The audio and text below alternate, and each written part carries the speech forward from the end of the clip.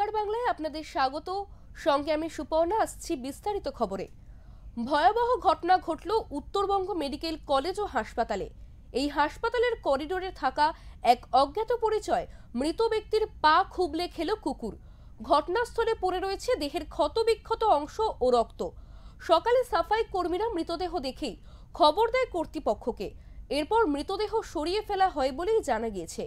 মৃতদেহটিকে ময়নাতদন্তের জন্য পাঠানো হয়েছে।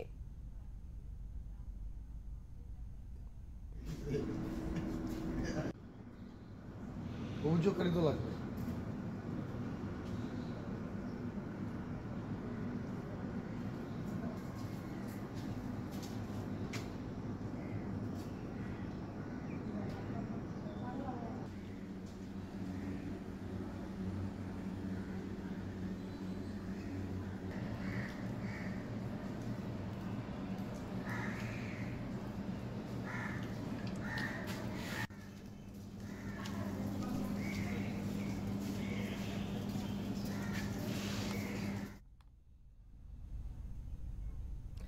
উত্তরবঙ্গ মেডিকেল কলেজ ও হাসপাতালের সুপার সঞ্জয় মল্লিক বলেন, শুধুমাত্র রোগী বা রোগীর বাড়ির লোকেরা নয়, কুকুরের জন্য নাজেহাল মেডিকেল কর্তৃপক্ষ। আমাদের যে সমস্ত ফ্যাকাল্টিরা রয়েছে তাদের মধ্যে অনেককেই কুকুরে কামড়েছে। এখানে প্রায় 150টি কুকুর রয়েছে।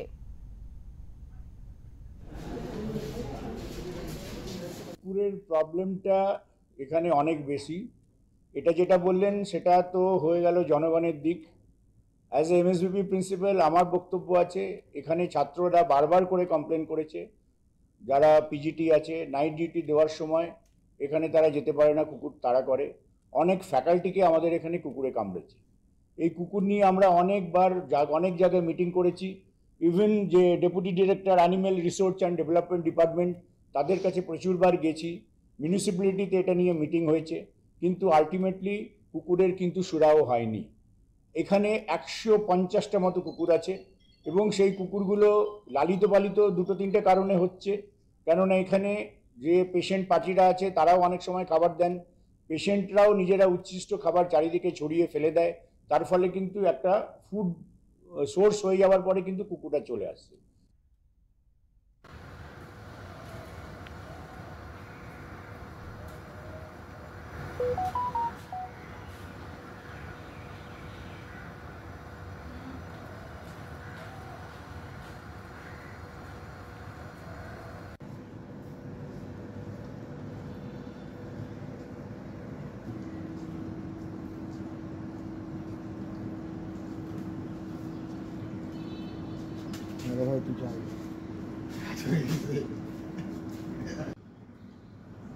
অভিযোগকারী তো লাগবে।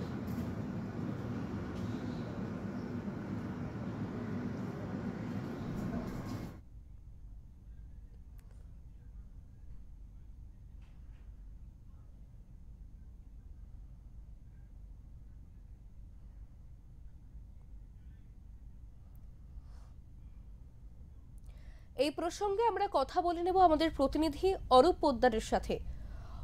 অরূপ, উত্তরবঙ্গ মেডিকেল কলেজ আর হাসপাতালে একটি কুকুর মৃতদেহের পা খেয়ে নিয়েছে, সেখানে কি ঘটনাটা ঘটেছে সবিস্তারে আমাদের একটু জানাও। দেখো সুপর্ণা, তোমাকে আমি জানিয়ে রাখি যে আজ সকালে যে রেডিওথেরাপির যে বিভাগ রয়েছে সেই বিভাগের সামনে করিডোরে একজন ভবঘুরে সে কিন্তু রাত্রে শুয়েছিল। কিন্তু সকালে দেখা যায় যে যারা সকালে শিফটে যারা গার্ড রয়েছে তারা যখন ডিউটিতে আসে তখন দেখে যে তিনি মারা গিয়েছেন এবং তার পায়ের যে অংশ রয়েছে সেই কিছুটা অংশ কুকুরে কুকুরে সেই সময় পায়ের সেই অংশ খাচ্ছিল। দেখার পরে দ্রুততার সাথে সেখান থেকে কুকুরকে ভাগিয়ে দেওয়া হয় এবং আধিকারিক যারা রয়েছে মেডিকেল কর্তৃপক্ষ যারা রয়েছে তাদেরকে খবর দেওয়া হয় এবং সেখান থেকে দেহটিকে উদ্ধার করে সেইখানে পুলিশকে মেডিকেল ফাঁড়িতে খবর দেওয়া হয়।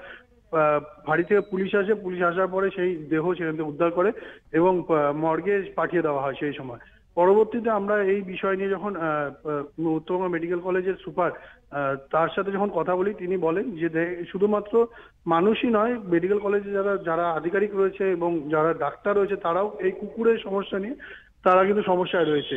তার কারণ তিনি বলেন যে 150-র বেশি কুকুর রয়েছে মেডিকেল কলেজে, যে বিভিন্ন সময় যারা কিন্তু এই ধরনের ঘটনার মানুষ এই ধরনের ঘটনা সামনাসামনি তাদের পড়তে হয়।